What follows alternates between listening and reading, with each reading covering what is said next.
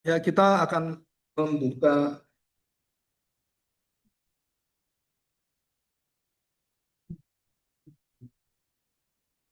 Galatia ya, pasal yang kedua. Galatia pasal kedua, ayat yang pertama. Kemudian setelah lewat, jadi ini lebih ya, sudah lewat ya, 14 tahun, aku pergi pula ke Yerusalem dengan Barnabas, dan Titus pun kubawa. Jadi ada dua saksi ya, Barnabas yang berasal dari kelompok pemuritan rasul-rasul, dan Titus adalah saksi hasil dari orang-orang yang bukan Israel atau orang Yunani yang bertobat. Nah, itu dibawa. Jadi dua, satu dari dalam, satu dari bangsa lain. Ayat yang kedua, aku pergi berdasarkan suatu penyataan, dan kepada mereka aku bentangkan Injil yang kuberitakan di antara bangsa-bangsa bukan Yahudi, dalam percakapan tersendiri kepada mereka yang terpandang. Jadi ini percakapan hanya 4 orang, 3 orang dengan Paulus, Petrus, Yakobus dengan Yohanes, dan Paulus. Itu percakapan yang khusus tersendiri, tidak ada orang lain. Supaya jangan dengan percuma aku berusaha atau telah berjuang atau berusaha. Tetapi kendati pun Titus, saudara, ini kalimat ada problem di percakapan tersendiri itu. Problemnya apa? Tentang Titus. Ya, latar belakang Yunani yang masuk ke dalam kekristenan. Tetapi kendati pun Titus yang bersama-sama dengan aku adalah seorang Yunani, namun ia tidak dipaksa. Jadi antara wajib dan tidak wajib, rela atau dipaksa. Namun ia tidak dipaksa untuk menyunatkan dirinya. Memang ada desakan dari saudara-saudara palsu, yaitu jemaat Galatia yang Yudaizer itu.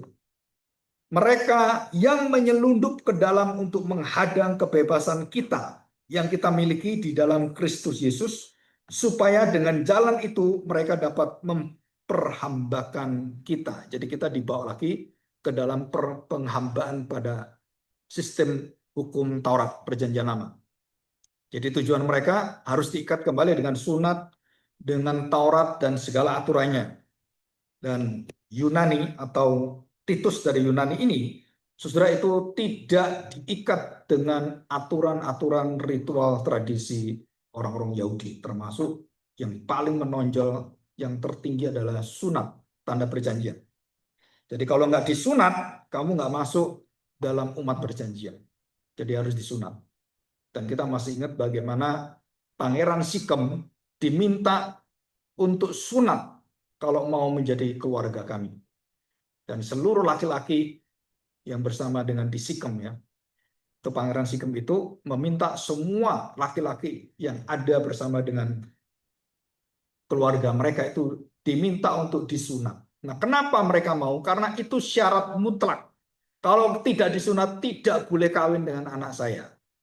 Tidak boleh mengambil adik saya. Maka mereka mau. Kenapa? Ya karena itu syarat yang mau tidak mau harus wajib. Ya, itu harus dilakukan. Maka mereka bersunat.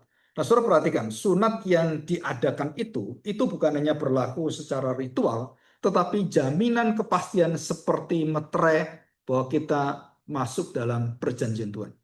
Jadi kalau laki-laki nggak disunat, saudara-saudara, kurang tanda kevalidasiannya, kesahannya. Jadi kita semua orang Kristen, terus kemudian kita ketemu dengan orang Yahudi yang Kristen, maka orang Yahudi Kristen itu meminta kita, ya kamu harus disunat.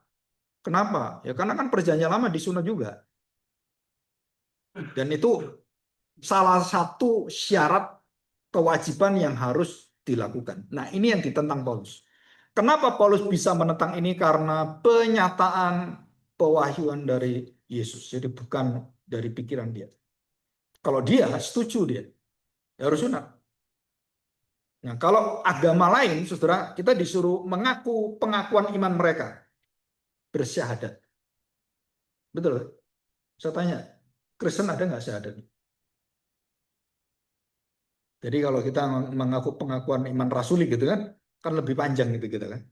Apakah terus kita menjadi Kristen? Saudara, tradisi, kultur, terus kemudian bentuk-bentuk daripada ketentuan hukum Taurat secara yang berlaku pada bangsa Israel, saudara, itu sudah dihentikan secara ritual, tata cara itu. Kita tidak lagi diwajibkan, tidak lagi dipaksa, tetapi kita harus punya hati yang tulus kepada Tuhan, rela dalam segala hal. Jadi tidak ada ikatan. Jadi bebas. Jadi kamu disunat ya disunat, itu tidak ada masalah bagi kita. Termasuk makan binatang, tanda petik dipisahkan najis dan tidak najis. Jadi babi itu nggak boleh, gitu kan? Dan kita tahu bahwa ada larangan babi tidak boleh dan dikatakan dilarang, haram, gitu kan? Di Indonesia diharamkan. Gitu. Nah, bagi orang-orang beragama, termasuk orang Israel sampai hari ini, ya babi nggak boleh. Bukan babi boleh mereka, nggak boleh karena orang Israel menjaga ritual itu semua, termasuk orang-orang agama Islam. Kekristenan, kenapa sekarang orang Kristen makan babi? Jawabannya cuma satu, karena ritual-ritual itu sudah tidak mengikat kita lagi. Pak, bagaimana dengan alasan kesehatan semuanya?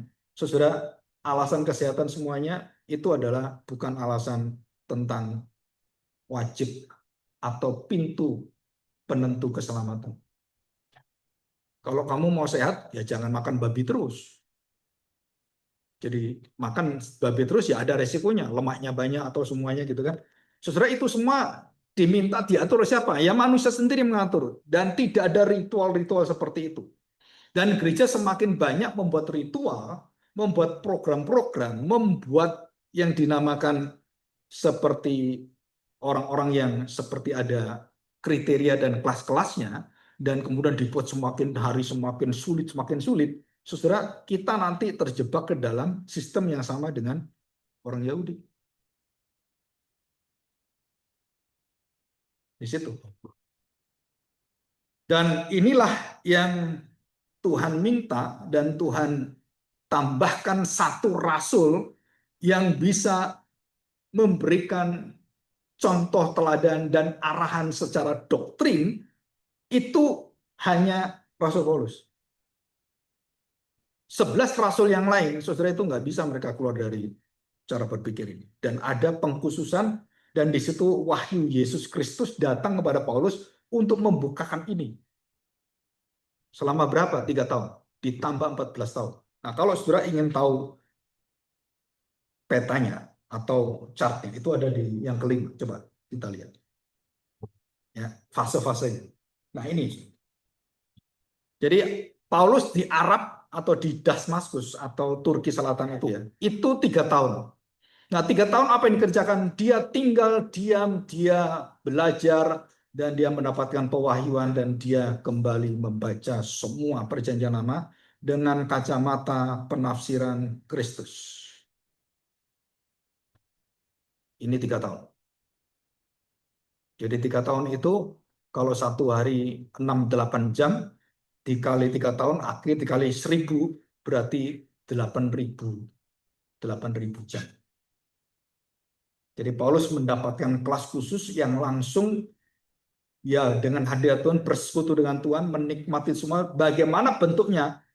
Paulus pernah mengatakan ada satu pengalaman dia yang dia diangkat ke langit yang ketiga. Saudara, jadi tahun yang di Arab ini salah satunya adalah apakah mau selesai, Paulus diangkat masuk ke hadirat surgawi.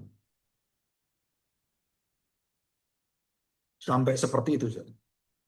Dan dia terpaksa ngomong seperti ini dalam Korintus itu ya, dan juga dalam Filipi ada beberapa dia memberikan penampakan-penampakan itu. Dia sebenarnya tidak mau, dia apa sih gunanya saya menyampaikan ini? Tapi karena dipaksa dan dituduh kerasulan yang tidak benar, palsu itu, maka dia terpaksa mengeluarkan as lagi pertemuan dia dengan Tuhan tentang pengangkatan dia. Kenapa ini penting? Karena untuk membuktikan bahwa dia adalah rasul yang betul-betul dipilih Tuhan. Saudara, ini keistimewaan-keistimewaan yang sangat extraordinary dan tidak ada satu orang yang bisa tanda petik meniru seperti Paulus. Kalau ada ngomong, wah saya diangkat oleh Tuhan dibawa ke surga, saudara, itu bohong besar. Itu penyesatan.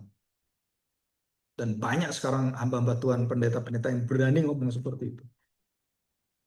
Memalsukan hamba Tuhan kerasulan itu. Kenapa mereka berani? Ya karena supaya terlihat dia tuh lebih hebat dan pengikutnya nanti luar biasa. Dia nggak takut dengan Tuhan. Justru sesuatu yang dilakukan tanpa validasi dan kekuatan firman Tuhan, itu pasti akan berhadapan dengan Tuhan. Ya. Saya lagi dengar ada 2 pendeta besar yang lagi bermusuhan dan perang. Dan pengikutnya banyak sekali di Jakarta. Dan saling tuduh-menuduh. Cuman saya nggak tahu beritanya. Saya baru tahu ngomong-ngomong dengan para hamba Tuhan. Aduh, gimana ini Pak, katanya. Bongkar-bongkaran rahasia hamba Tuhan. Gitu. Saya mengatakan, ya dunia ini serba terbuka. Kita mau nutupi apa? Gitu. Pasti akan terbuka. Dan itu nggak bisa kita tutupi. Jadi nggak usah kita melihat, wah nama John MacArthur, nama R.C. Sproul gitu. Saudara, kadang-kadang kita lupa dengan nama Tuhan sendiri. Jadi kalau dengan nama Tuhan, saudara, kita nggak perlu nama yang lain. Nggak perlu nama pendeta lain. Kita perlu nama Yesus. Karena itulah yang mengubahkan hidup kita, yang memelihara kita. Jadi kalau orang, Pak, ini gimana, ini, kamu ini percaya Tuhan? Yesus atau enggak? Kenapa ngeributin yang nggak perlu diributin? Itu kan bukan urusan ya biarin aja saja. Ributinlah yang ada dalam hidupmu. Imanmu yang lurus, yang harus diluruskan kembali. Nah, 3 tahun itu dia mendapatkan semacam devotional atau contemplation ya.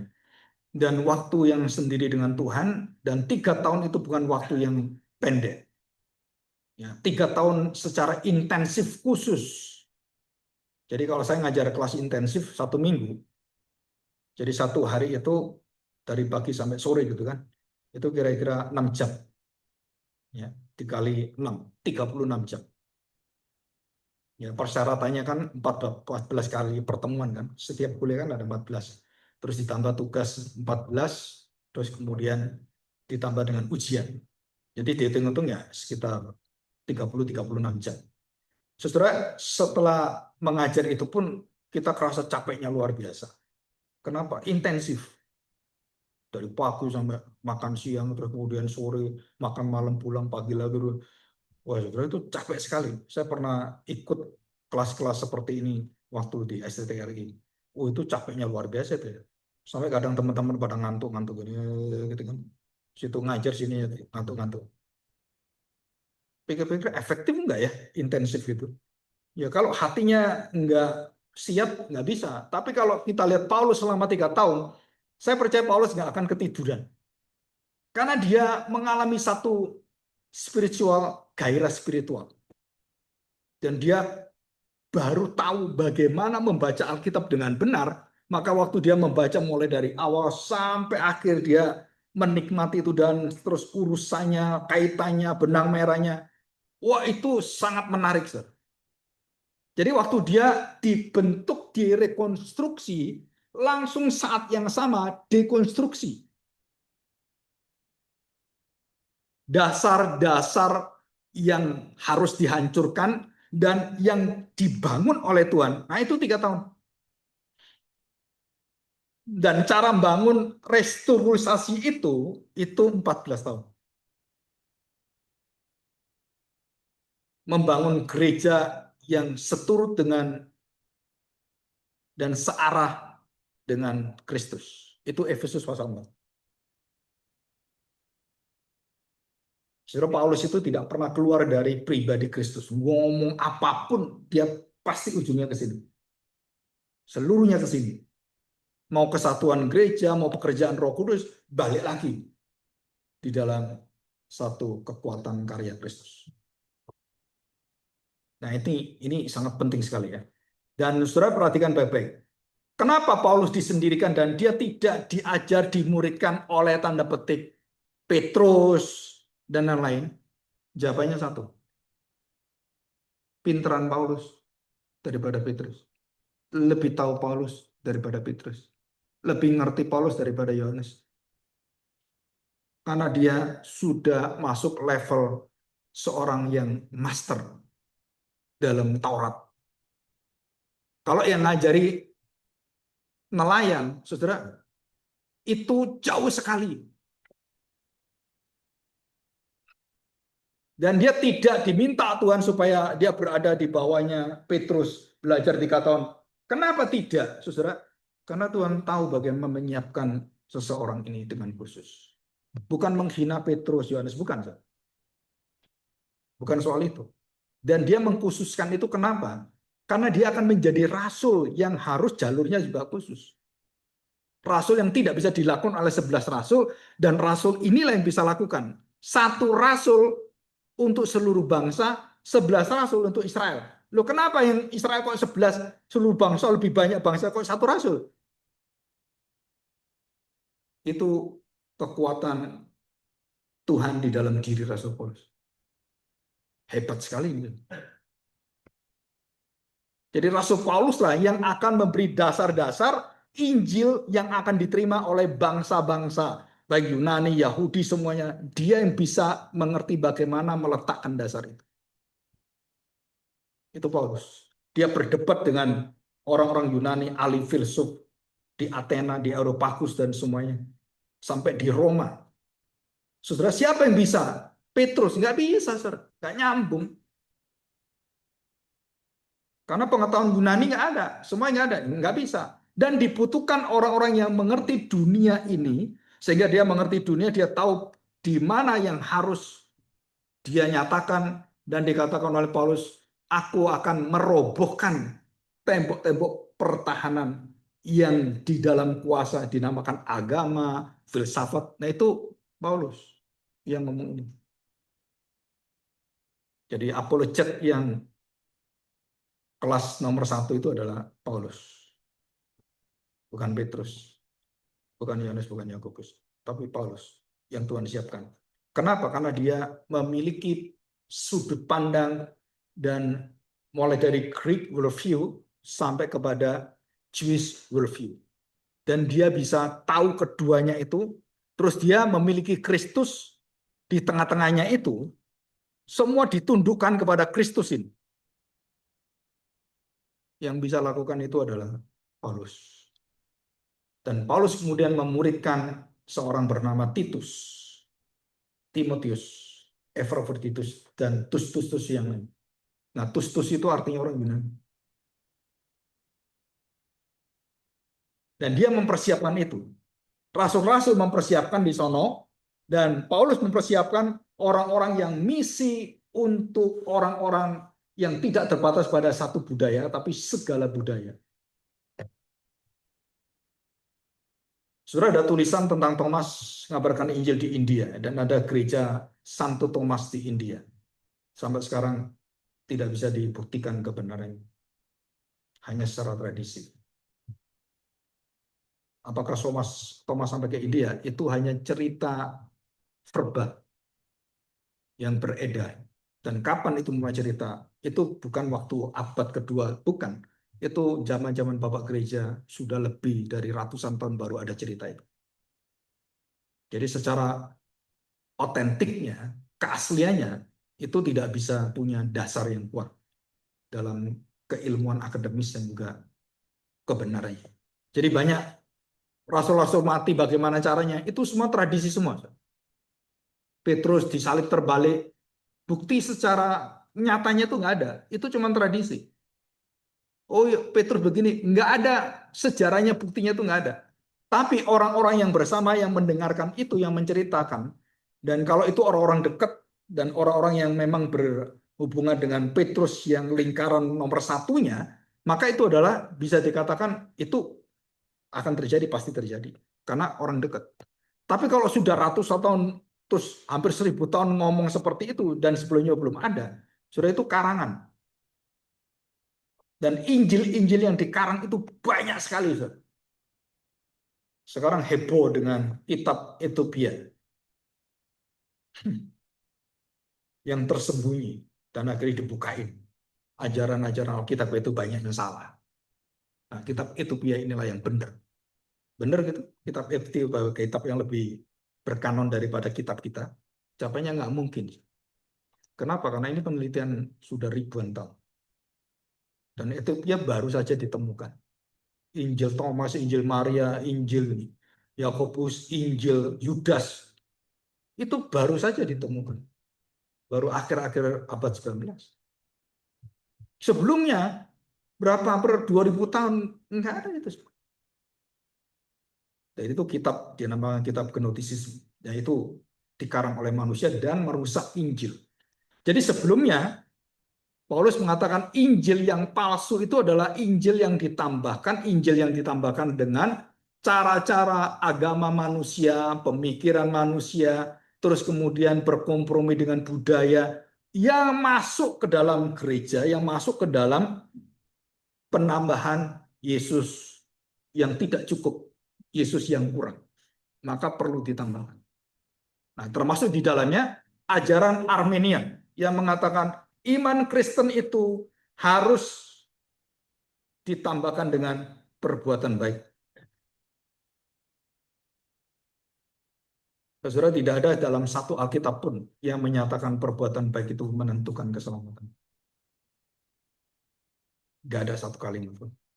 Pak, ada itu Yakobus. Baca lagi Yakobus. Yakobus tidak menyatakan bahwa perbuatanmu itu menyelamatkan. Iman yang hidup itu dinyatakan dalam perbuatan baik. Bukan perbuatan menghidupkan imanmu.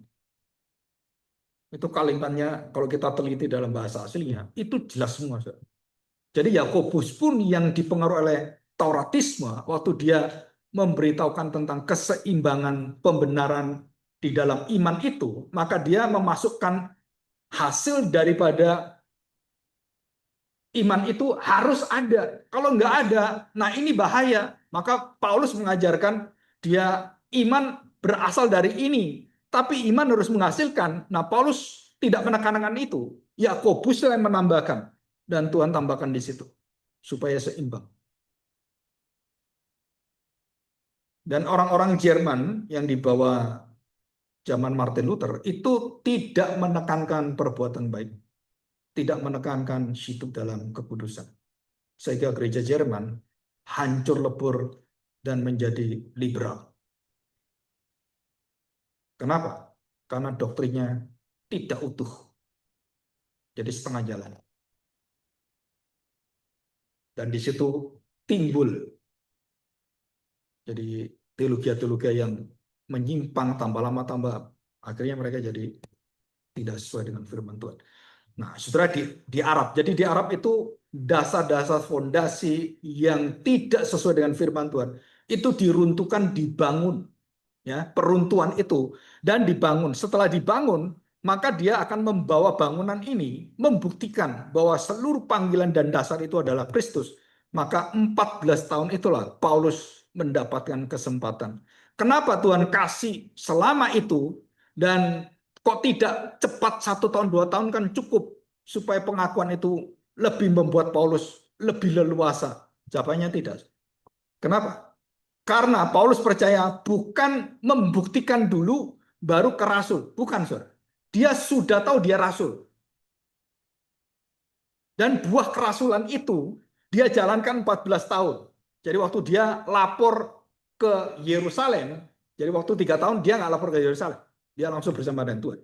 Tapi 14 tahun itu dia lapor ke Yerusalem untuk apa? Bukan meminta validasi atau menundukkan diri kepada Petrus terus supaya dia diakui, bukan, saudara. Tapi dia menunjukkan ini loh, saya ini rasul, nih hasilnya. Itu, saudara. Kamu terima nggak terima, ini dari Tuhan. Artinya apa? Ya harus diterima. Jadi 14 tahun itu adalah kekuatan Tuhan untuk memberikan kepastian, kesahan dari kerasulan Paulus. Jadi 14 tahun itu dibawa buktinya dengan Barnabas, Titus, wakil dari orang-orang bertobat itu dibawa. Ini hasilnya.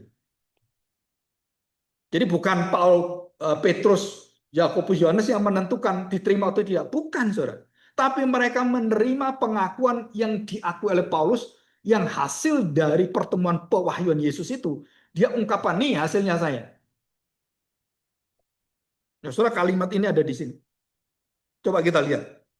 Ya, perhatikan baik-baik. Ini kalimat Paulus. Paulus kalau ngomong seperti ini, Petrus bisa tersinggung ini. Termasuk Yakobus dan Yohanes. Perhatikan baik-baik. Ayat yang ketiga. Memang ada desakan dari saudara-saudara palsu yang menyusup masuk, yaitu mereka menyelundup ke dalam untuk menghadang kebebasan kita dan kita miliki di dalam Kristus Yesus. Supaya dengan jalan itu mereka dapat memperhambakan diri kita. Yang kelima, tetapi sesaat pun kami tidak mau mundur dan tunduk kepada mereka. Nggak ada yang dinamakan tarik diri. Saudara, tentara Amerika Navy itu atau marinir, itu kalau sudah maju perang, nggak ada kata mundur. You have to serve with your soul. Kamu harus berjalan berperang untuk menyerahkan hidupmu pada negara. Maka terkenal sekali kekuatan-kekuatan marinir dari Amerika dan juga Inggris itu nomor satu dunia. Angkatan laut nomor satu dunia itu Inggris.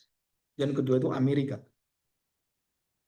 Kenapa? Komitmen mereka itu begitu dia serahkan dan tidak ada ketakutan, tidak boleh mundur. Sekarang mau dikirim sekitar 50.000 tentara ke Irak.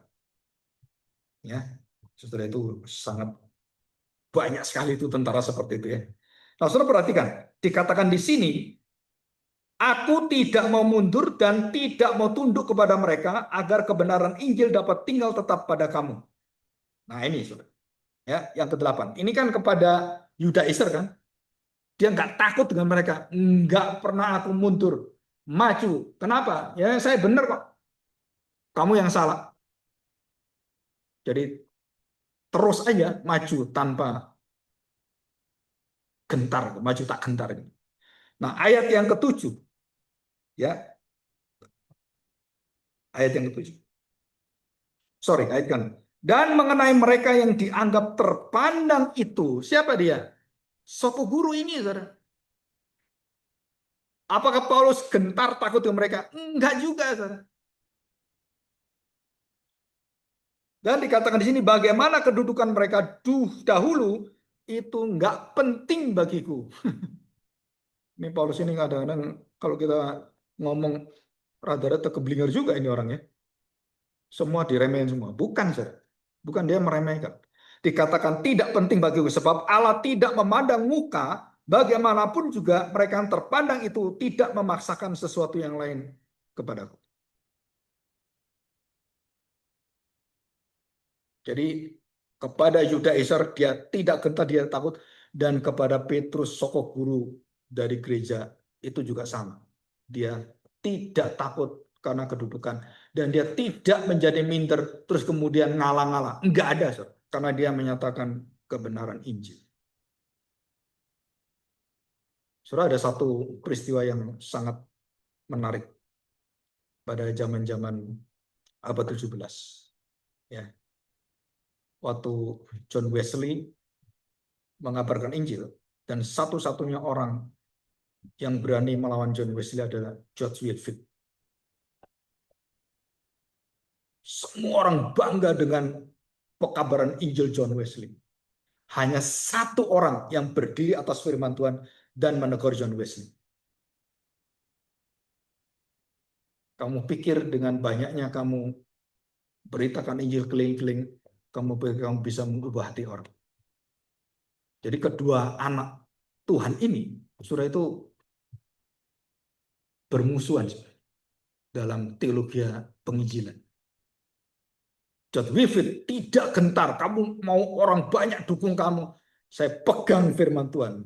Dan dia berkhotbah sama dengan John Wesley.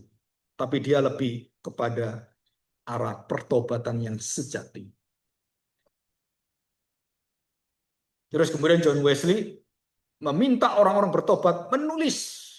Menulis apa? Kapan kamu bertobat? Hari ini, malam minggu, jam 6 sore lewat 12 menit dan 12 detik. Nah, gitu kan.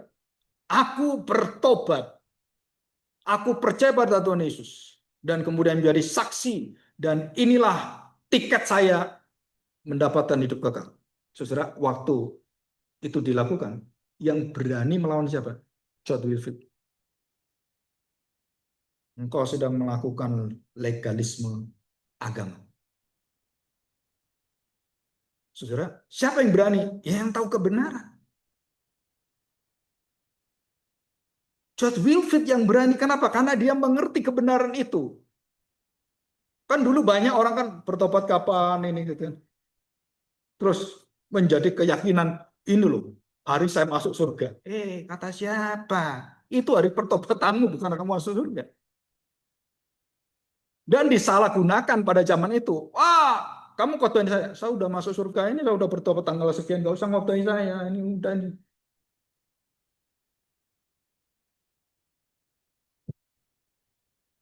Saudara, kalau kita lihat, bahkan orang-orang yang seperti ini yang dipakai Tuhan pun perlu untuk apa? Diluruskan kembali. Nah, siapa yang bisa luruskan itu? Paulus. Nanti di ayat selanjutnya pasal 2 ini terjadi pertengkaran dan percekcokan, perpecahan antara Paulus dengan Petrus. Mungkin berapa minggu kemudian kita masuk sana. Pecah. Tapi pecahnya bukan terpecah kemudian saling mendendam, bukan. Terpecah untuk memperlebar kerajaan Allah dan mereka berpisah dengan damai sejahtera. Itu susah, saudara. Ya, pisah dalam pelayanan, nggak cocok dalam pelayanan, tapi bisa saling mengasihi. Itu hanya Petrus dengan Rasul Paulus bisa lakukan. Yang lain enggak. Saya pernah lihat ada seorang hamba Tuhan yang hamba Tuhan besar gitu ya. Terus saling ini curigaan gitu ya. Ini satu ini ya, satu pelayanan. Saudara, saya melihat hati orang yang tidak berdendam, hati orang yang baik itu beda.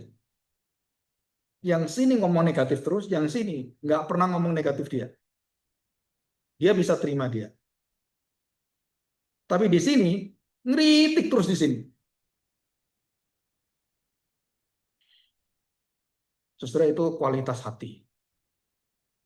Dan itu nggak bisa dibeli, nggak bisa dicetak oleh siapapun. Kenapa? Kalau kita sudah nggak seneng, sudah apapun dilakukan nggak seneng aja kita. Kan gitu. Merasa iri hati persaingan Harun dengan Miriam. Terus kemudian iri hati dengan Musa. Apapun dilakukan Musa, disalahin aja terus. Padahal nggak ada salahnya, Tuhan nggak pernah melarang dia kawin dengan wanita Kus. Orang ini, ya karena kamu kan kawin dengan wanita Kus. Kan menurut aturan kita kan sebenarnya nggak diperbolehkan. Saudara, cari peluang, cari celah untuk apa? Untuk menjatuhkan Musa.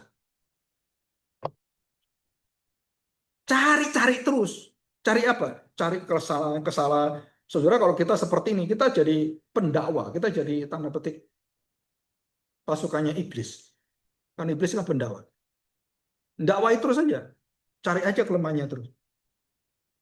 Saudara, kita nggak akan dapat membangun orang. Kita harus punya hati seperti Paulus yang dalam misi ketegasan, dan kita harus punya hati seperti Barnabas yang punya hati pastoral. Paulus dengan Barnabas itu saling melengkapi. Perpisahan itu akhirnya bergabung kembali. Siapa yang menjadi masalah? Yohanes Markus. Yang nulis kitab Markus pertama itu ya Yohanes Markus ini.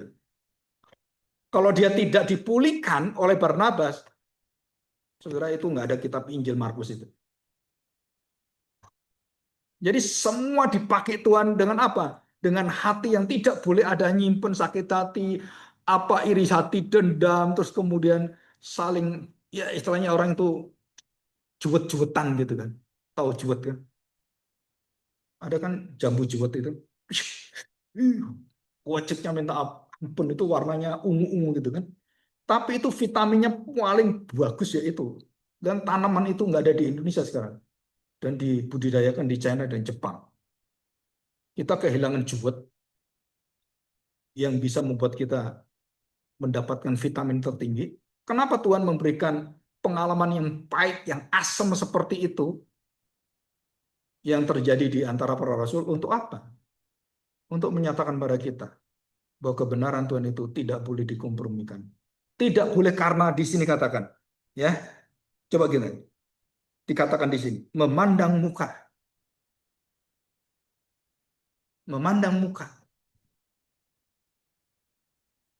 Waduh, kalau ini orang pinter, saya mau bergaul dengan dia. Kayaknya goblok ini. Ngomong ini. Waktu saya kuliah, itu orang pinter, orang kaya, cantik, ganteng, itu kumpul sendiri. Yang jelek, miskin, kumpul sendiri dia. Kalau nggak percaya, lihat aja di sekolah-sekolahnya. Yang kaya kan kumpul kaya. Yang miskin, ya kumpul yang miskin. Waktu saya dengan orang-orang yang tanda petik ketemu dengan yang punya duit gitu kan. Oh iya, ini anaknya jenderal-jenderal gitu, kumpul. Terus kumpul di sana. Di mana ya? Ngapain kamu ke sana? Nggak ada duitnya itu. Kita punya grup yang lain. SMA negeri itu. SMA-nya Ahmad Dhani. SMA negeri 1, 2, 5, dan 11. Itu ada satu kompleks itu ya. Di Surabaya. Saya sekolah di sana. Itu kumpulan itu ada geng-gengnya. Dan kalau mereka lagi bertengkar, itu di mobilnya ada pistolnya semua. Jadi waktu bertengkar mereka, oh kamu lari ke mobil, ambil pistol, tembak-tembakan. Yang lari gurunya, ketakutan semua dia. Didatangi, ditangkap, kemudian diadili. Nggak bisa di atas itu jenderal. Akhirnya lepas lagi. Terus lama-lama akhirnya ada aturan-aturan. Itu zaman dulu, saudara. Apalagi zaman sekarang. Backing-backingan itu banyak, saudara. Dan Paulus katakan, aku tidak mau memandang bulu. Tuhan tidak memandang bulu. Saudara, pelayanan tidak memandang bulu itu yang paling sakit itu adalah diri kita sendiri. Kenapa? Nah, kalau ini orang yang dekat dengan saya harus ngomong yang menyakitkan hati dia.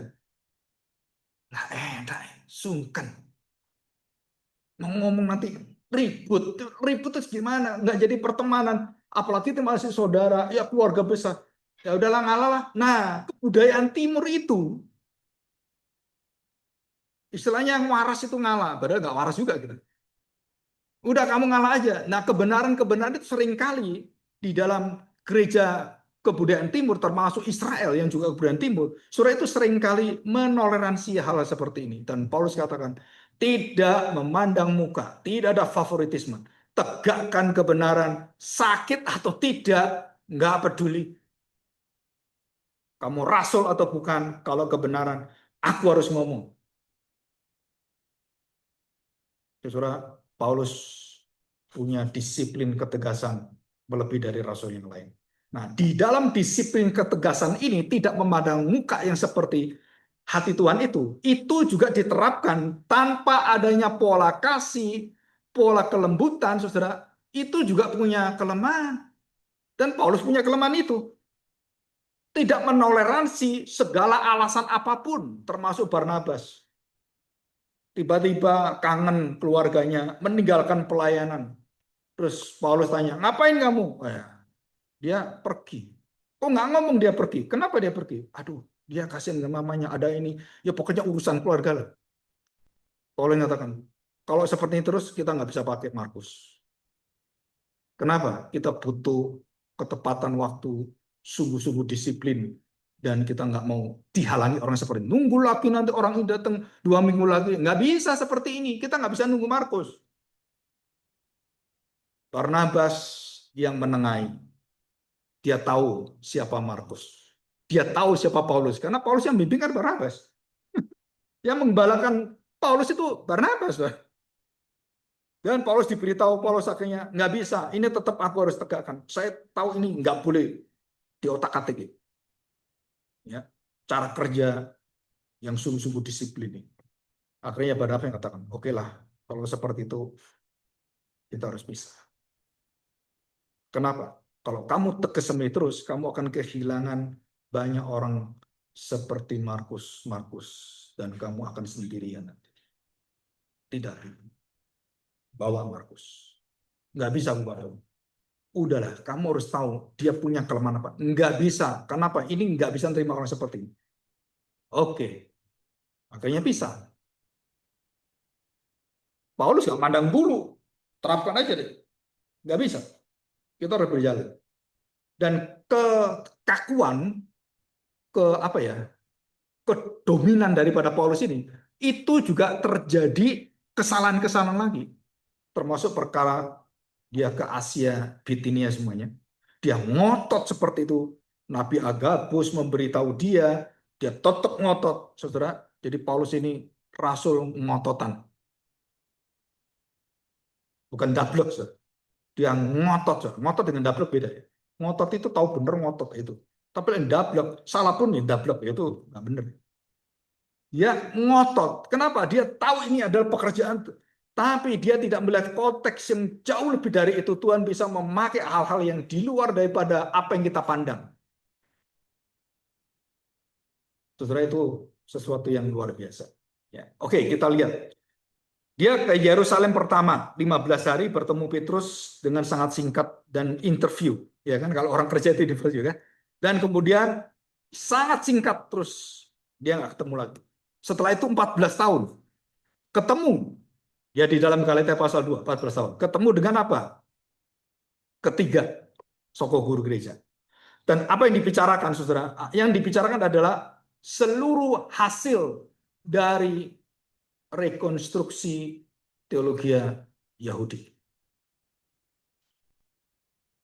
Rekonstruksi. Membangun ulang seluruh pengertian hukum Taurat, sunat, bait Allah, umat perjanjian, umat pilihan, dan semuanya, saudara. Dan Paulus tidak mungkin dia sendirian. Dia membutuhkan orang seperti Lukas yang akhirnya bisa menangkap visi dari Paulus. Karena Lukas bersama dengan dia.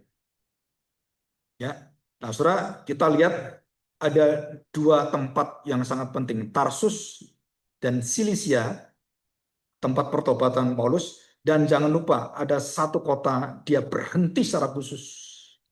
Dan dia mendirikan umat di sana.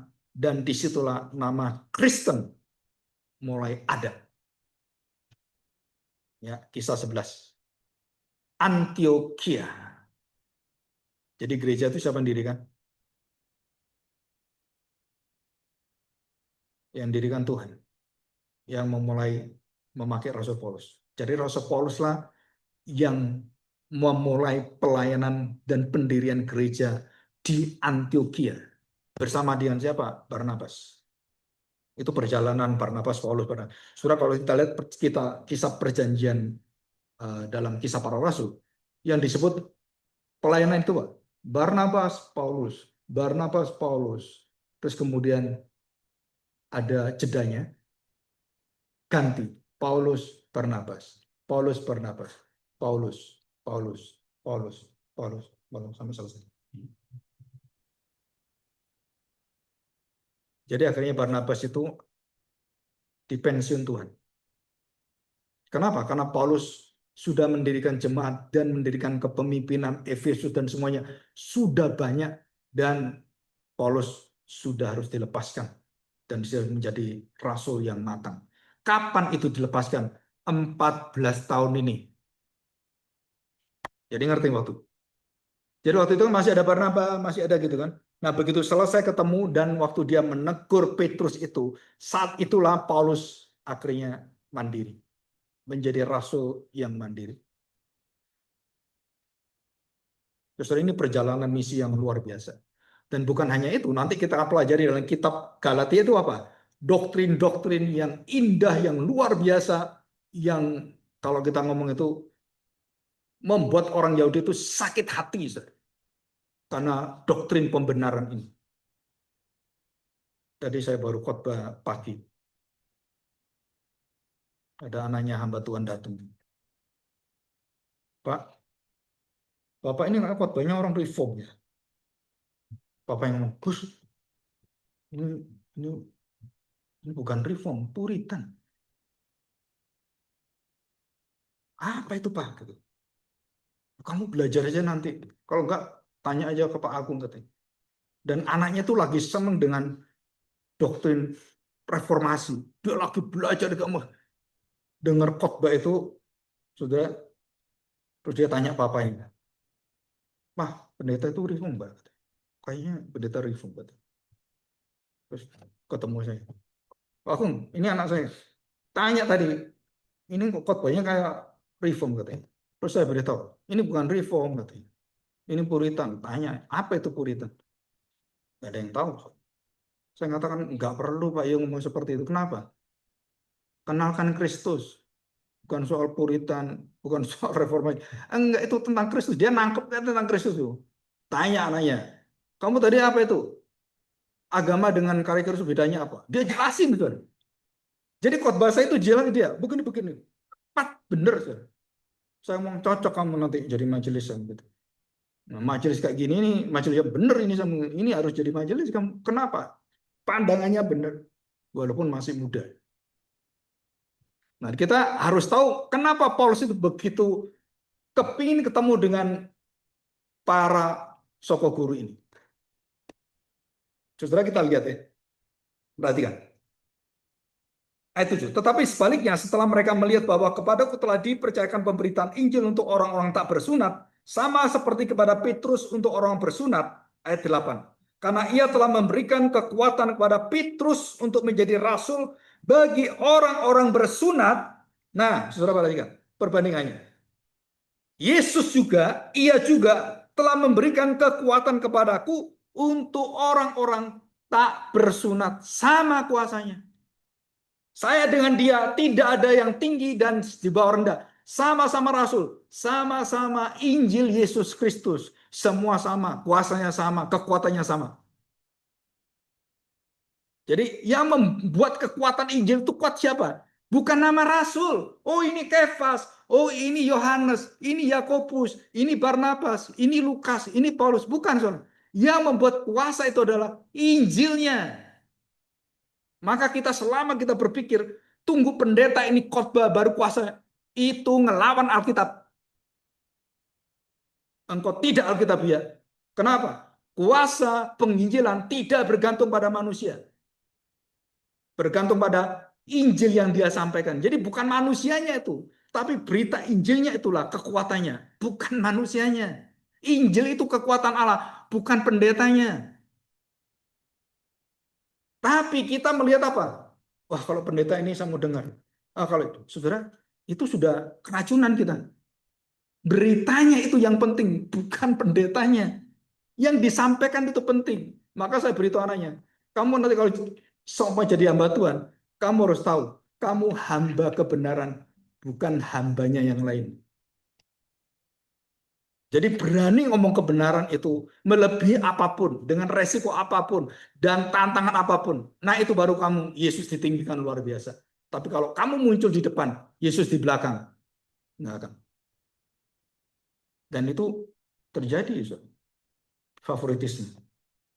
Figur-figur yang mematikan gereja, kultur-kultur yang sungguh-sungguh membuat lumpuh gereja. Satu orang bisa mencapai 1 minggu, anggaplah 7 kota, 1 hari 1 kota. Kalau engkau menggerakkan, kamu punya jemaat 10.000. 1.000 orang kamu training, gerakkan 1.000 kota. Kamu cuma 7 kota. Coba kita pikir bandingin. Kalau 1.000 orang, ayo kita utus. Apa itu kekuatannya? Karena kita kembali ke ritual, ke tradisi, ke figur, keimaman yang perjanjian lama. Pada pusat satu orang, ya gereja nggak akan bekerja, nggak akan bergerak kemana-mana. Kenapa? Ya nungguin dia.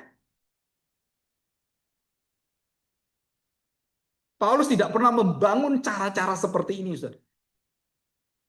Dia begitu lihat anak muda, dia langsung lihat ini mau dikirim kemana dia. Melihat lagi orang baru, ini mau dikirim kemana. Nah gitu. Jadi, tunggu ya. Saya yang di depan, kamu ikut saya. Semua buntutnya semua di sini. Dia di depan. Enggak ada itu, Saudara. Dalam Alkitab tidak ada cara-cara buntutan seperti itu, pengekoran, nggak ada, saudara. Semua itu diberi kebebasan bergerak dengan kuasa Roh Kudus dalam kisah para rasul itu menggerakkan orang begitu besar. Nah, saudara, ini Rasul Paulus mengatakan kalimat-kalimat yang mengubahkan cara kita melayani Tuhan. Ya, dikatakan di sini. Kekuatan itu bukan pada nama orang, bukan pada kesenangan kita, tapi karena ada Injil, dunamis, bom dari Allah. Dunamis itu dinamit. Itulah kekuatan Allah itu apa? Bukan saya, bukan kecapan saya. Berita Injil ini loh, ini yang bomnya tuh ini. Ini harus saya sampaikan ini. Semakin murni ledakannya, semakin besar. Semakin kamu tutupi, ya kecil. Ya, oke, kita lanjutkan. Yang ke-9. Dan setelah melihat, nah akhirnya perhatikan. Dan setelah melihat, membuktikan, dan apa yang terjadi di depan mata para rasul, sokok guru itu, baru mereka melihat, oh benar ini.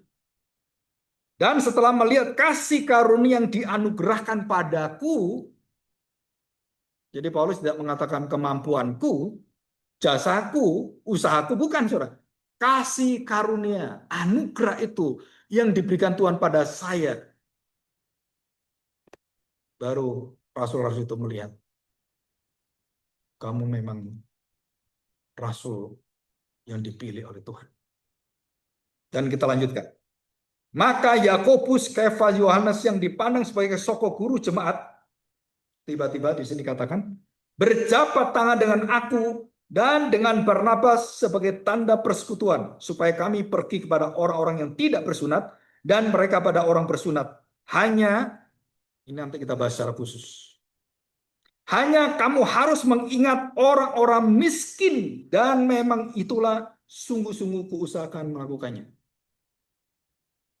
Saudara, di sini dikatakan mereka berjabat tangan. Jadi artinya apa? Terjadi satu penerimaan, satu pengakuan secara gerejawi, secara persekutuan. Jadi setelah dijelaskan semuanya oleh Rasul Paulus bersama dengan Barnabas dan Titus itu, dan di sini Barnabas dengan Paulus berjabat tangan, dan tidak dikatakan Titus berjabat tangan. Kenapa? Kemungkinan besar Titus sudah pergi. Tidak ada di situ. Bukan tidak berjabat tangan. Jadi tidak tahu ada masalah apa, itu nggak ada di sana. Nah, saudara, waktu mereka berjabat tangan, apa arti berjabat tangan? Dan mereka kemudian menyatukan Injil yang sungguh-sungguh hanya Injil Kristus. Nah, itu artinya di situ. Jadi waktu saya berjabat tangan dengan Petrus, berarti kamu jangan memberitakan Injil yang selain Injil Yesus. Jangan menambah sunat, jangan menambah Taurat, dan kita berjabat tangan. Setuju. Injil yang murni, Injil dari Tuhan, bukan Injil manusia. Ya, kita jabat tangan. Baru jabat tangan, tidak lebih berapa waktu. Petrus mengkhianati jabat tangan.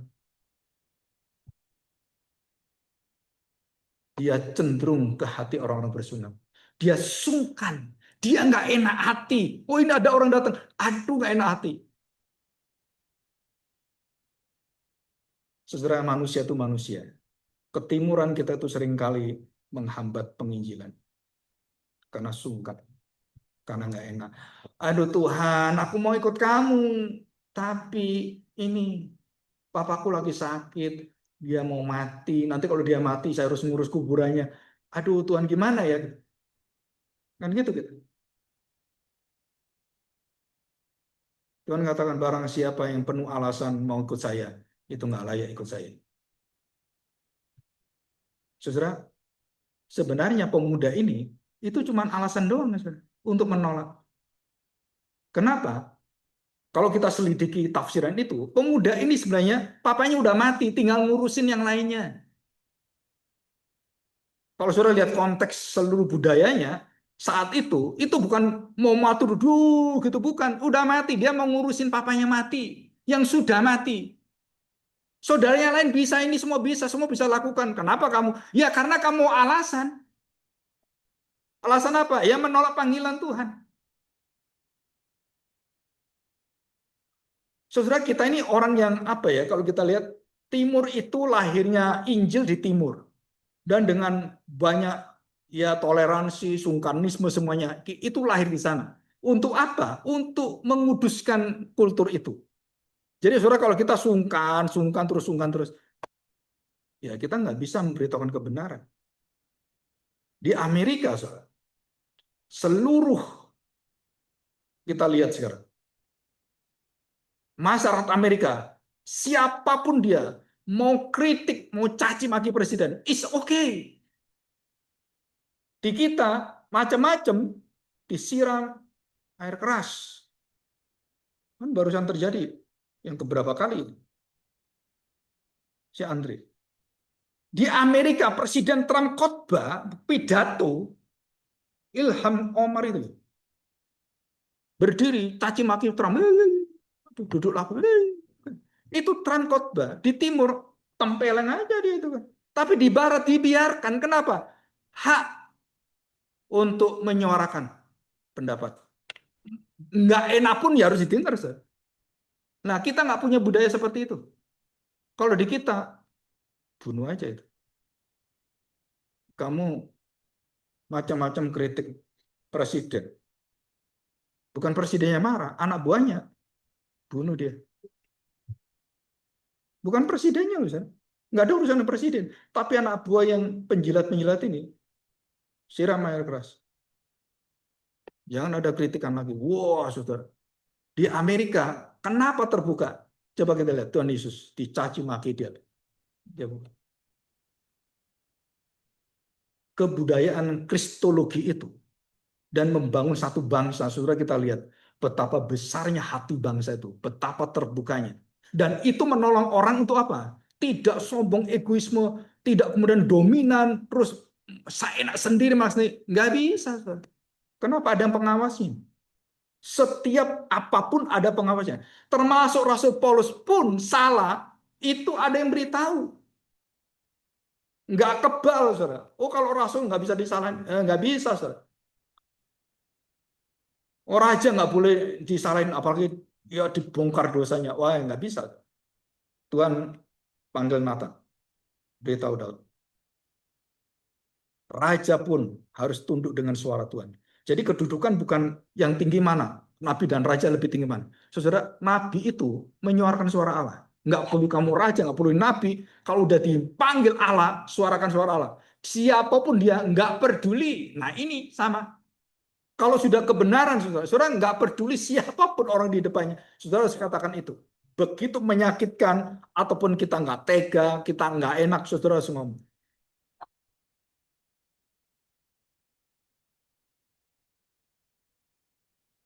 Setelah selesai ibadah, seorang pelayan Tuhan datang. Seorang ibu muda punya anak kecil baru 2. Saya tahu dia waktu itu remaja. Istrinya Pak Jeffrey. Saya khotbah tentang apa arti baik di hadapan Allah dan di hadapan manusia. Kenapa kamu baik hanya baik kepada dirimu sendiri? Kenapa ada orang kesalahan sedikit, kamu tidak mau baik lagi? Apalagi itu anakmu, mamamu, atau lain-lain. Saudara, kalimat itu waktu saya khotbah itu, hantam dia. Selesai dia nungguin di depan sambil mukanya merah, nangis gitu kan. Terus saya bilang, Pak, istri saya mau ketemu Pak. Kenapa? Tiba-tiba istrinya berdiri, datang Pak, doain saya. Kenapa kamu nangis? Tadi dengar Bapak ngomong tentang kebaikan. Aduh Pak, saya harus bertobat Pak. Saya begitu menelantarkan yang seharusnya saya perhatikan. Saya harus menentukan hari ini. Saya harus pindah dari Bandung. Oh, saya kaget, Saudara. Loh, kok jadi khotbah saya nentukan kamu segitu. Kamu udah pikirin, udah Pak. Saya udah berdoa lama ini Pak, sudah bergumul. Dan hari ini Tuhan jawab dan akhirnya saya tahu saya harus meninggalkan semua. Kerjaan saya untuk apa?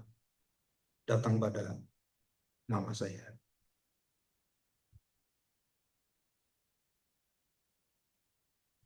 Dan saya beritahu, kamu sudah mendapatkan panggilan hati. Engkau sudah tahu siapakah yang kamu layani. Nggak peduli dia, nggak peduli ada tanggung jawab apapun, tapi karena dipanggil seperti itu, saudara, dia jalan. Ada tugas ini, dan dia mengatakan, Pak, saya harus lepaskan semua. Termasuk suami harus pindah pekerjaan. Jadi saya tiba-tiba mau pulang itu kaget juga, saya tiba-tiba dapat konseling agak berat ini. Terus saya beritahu, Tuhan itu akan tuntun siapapun yang terus memohon pada dia, dan juga seperti Paulus. Dan kalimat Paulus yang terakhir yang sangat menggugah hati kita adalah, kerasulan itu, untuk menutup kerasulan, saudara, syarat yang paling berat yang terakhir adalah belas kasihan kepada orang miskin. Termasuk gereja. Termasuk hidup kita.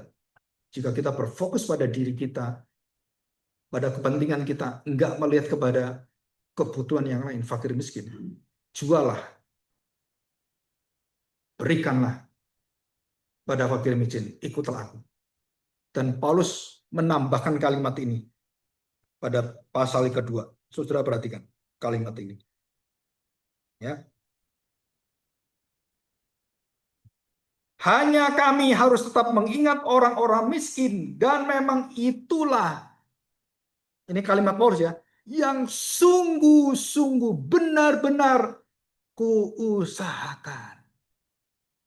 Jadi waktu saya melayani Injil, rasul untuk Injil Kerajaan Allah dan untuk bangsa lain, saudara, waktu memberitakan itu, sasaran dari Rasul Paulus itu apa? Saudara tahu? Ini rahasia kerasulan. Rahasia gereja yang dipakai Tuhan luar biasa. Dikatakan di sini. Mengingat orang-orang miskin. Ingat janda miskin Sarfat? Ingat janda miskin Beperseman? Dan semua janda miskin, perempuan miskin, miskin. Dan salah satu kekuatan dan label akhir penutup kerasulan Paulus apa? Aku harus mengingat orang-orang miskin. Itulah inti ibadah sejati. Apa itu? Belas kasihan. Bukan ritual, bukan indahnya ibadah, bukan. Adakah ibadah belas kasihan, murah hati kepada orang miskin? Kalau gereja tidak tersentuh itu, kamu belum beribadah. Nggak ada hatinya nih. Sama seperti anak. Anak sakit, orang tua bingung. Aduh, anak sakit. Udah mikir yang jauh bagaimana bawa ke dokter. Usahakan yang luar biasa, dan anak itu mendapatkan fasilitas. Waktu mamanya sakit, anaknya sehat. Dengar aja enggak? Betul kan? Sakit ya biarin sakit. Main game aja terus. Mamamu sakit itu gimana itu? Udah biasa. Waktu anaknya sakit, mamanya bingung. Waktu mamanya sakit, anaknya tenang. Nggak ada belas kasihan, nggak ada kemurahan hati. Kalau kita punya anak seperti ini, orang-orang tua kasihan kamu. Masa depan akhir hidupmu nggak akan diperhatikan anakmu. Saya ini kesaksian. Saudara, ini waktu retreat hamba Tuhan di Bali. Ya, tiba-tiba Pak Kaleb panggil saya. Sini kamu. Aku di sini. Ada apa Pak Kaleb? Dia beritahu. Ini anakmu kan? Iya. Ini anakmu itu hatinya ya. Itu hatinya baik sekali loh. Loh kenapa Pak? Istrinya Pak Kaleb itu jatuh, luka. Ada luka sedikit. Anak saya waktu main-main itu lihat luka. Dia cari obat merah aja. Cari pembalut, cari untuk balut luka. Terus akan dibawa itu. Nggak ada yang nyuruh, nggak ada yang apapun. Keluar dari hatinya dia. Terus Pak Kaleb itu lihat anak ini sana sini sana sini. tanya, anaknya siapa ini? Oh, ini anaknya Pak Agung. Dilihatin sampai selesai. Terus merawat istri. Panggil saya. Ini anak ini baik sekali. Dan memang baik sampai sampai akhirnya dia baik. Dan betul karakternya baik. Nggak nyimpen hati, nggak. Itu baik sekali, Zat. Tapi ya kita lihat beda dengan apa? Kita lihat orang-orang yang nggak pernah berhati, nggak pernah mikir, saudara ini adalah tanpa belas kasihan dan kemurahan. Saudara, kekristenan itu lenyap dari muka bumi. Matius 13. Inti dari ibadah adalah belas kasihan. Ya, mari kita berdoa, kita bersyukur. Bapa yang baik, kami bersyukur di hadapan-Mu hari ini. Kami sungguh melihat karya, kekuatan, anugerah, dan kasih setia Tuhan dalam hidup Rasul Paulus. Kami tidak melihat soal waktu yang panjang atau pendek, tetapi bagaimana Tuhan menyediakan hati yang menentang Engkau, hati yang tidak pernah memiliki untuk melihat kepada kemuliaan Tuhan, dan menjadi hati yang penuh dengan terang Tuhan. Hati yang begitu gelap, yang kejam, dan penuh dengan pemikiran penganiayaan. Akhirnya rela dianiaya dan mau mempersembahkan hidupnya sampai mati. Dia ingin memuliakan Engkau. Inilah satu perubahan hidup yang tidak mudah. Begitu banyak tantangan. Tetapi sekali Engkau panggil, sekali Engkau meteraikan, maka kasih Tuhan menuntun, menguatkan, dan memberikan jaminan bahwa kami, jika sungguh-sungguh menyerahkan hidup kami pada Tuhan, maka Tuhan akan memelihara kami sampai akhirnya dengan sempurna. Terima kasih Bapa, berkatilah kami. Apa yang sudah kami dengarkan, biarlah Roh Tuhan akan menghidupkan dan memberikan kami satu hati yang turut dan setia dan menikmati kuasa firman ini. Di dalam nama Tuhan Yesus, kami serahkan doa kami ini. Amin. Saya serahkan pada liturgus.